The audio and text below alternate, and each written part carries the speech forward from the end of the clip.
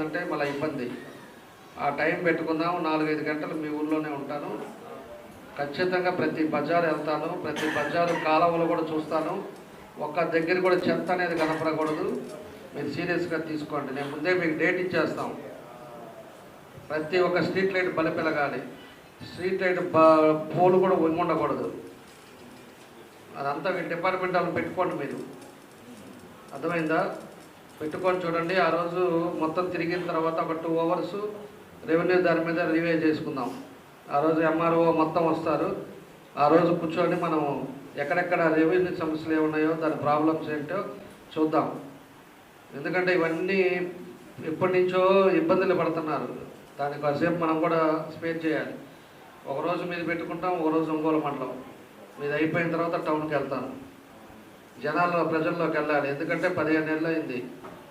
మనం ఏదో కూర్చొని మనం ఈ శాంక్షన్ చేపిస్తా టెండర్లు అవ్వకుండా, అది వేసేవాడు రాకుండా లాస్ అవుతామని, ఇంకా కూడా నీళ్ళు ఇవ్వడానికి, మంచినీళ్ళు ఇవ్వడానికి లేకపోవటం, ఇవన్నీ ఉన్నప్పుడు ఇబ్బందులు.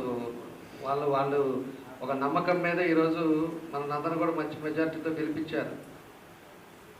దాన్ని మీరు అంతా కూడా సపోర్ట్ చేసుకొని జాగ్రత్త చేసుకుంటే బాగుంటుంది. నేను రాసుకున్నాను, పుస్తకం ఇంటికాడ ఉంది, నా జేబులో ఉంది, నాకు చూసుకోలేదు, మర్చిపోయాను, నిద్రలో లేపితే కూడా టకటక చెప్పేటట్టు ఉండాలి. మన గ్రామంలో మీరు మీ తరవ అవ్వండి. ఎందుకు చెప్తున్నానంటే మిమ్మల్ని అడుగుతుంది ఎందుకంటే ఏదో జోక్గా కామెడీగా కాదు. ఎందుకంటే మనం అందరం ఒక దాని మీద ఒక పద్ధతి మీద మనం వెళ్ళాల్సిన అవసరం ఉంది. ఇది కూడా రోడ్డు కూడా శాంక్షన్ చేపిస్తున్నాం. ఇక్కడ నుంచి రోడ్డు ముందు 4 కోట్లు పెడుతున్నాను. ఎక్కడ దాకా వస్తుందో మనకి ఎంఆర్ఓ ఆఫీస్ ఎదురుగా డబల్ రోడ్డు వచ్చి అమ్మవారి గుడి దగ్గర నుంచి cement road, double road, central lighting తోటి ఎంతవరకు వస్తుందో ముందు 4 కోట్లు పెడుతున్నాం. ఆ తర్వాత అది అవగానే ఇంకో 4 కోట్లు పెడతాం.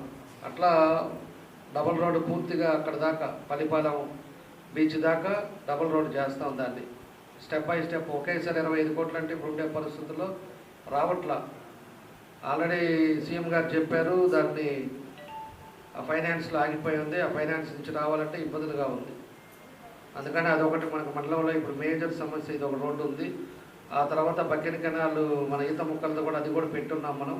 ఆ రోడ్లో ఉండేది ఇక్కడ వచ్చే లోపల ఆ మోటిమాలది కూడా ఆ విలేజ్కి ఏమైతే ఉందో ఒక 1000 మీటర్ల లేకపోతే 1200 మీటర్లు ఉంటుంది. ఆ 1200 మీటర్లు కూడా టౌన్లో సిమెంట్ రోడ్ వేసేటట్టుగా దాన్ని కూడా ఇప్పుడు తొందరలోనే అది కూడా టెండర్ పిలుస్తాం.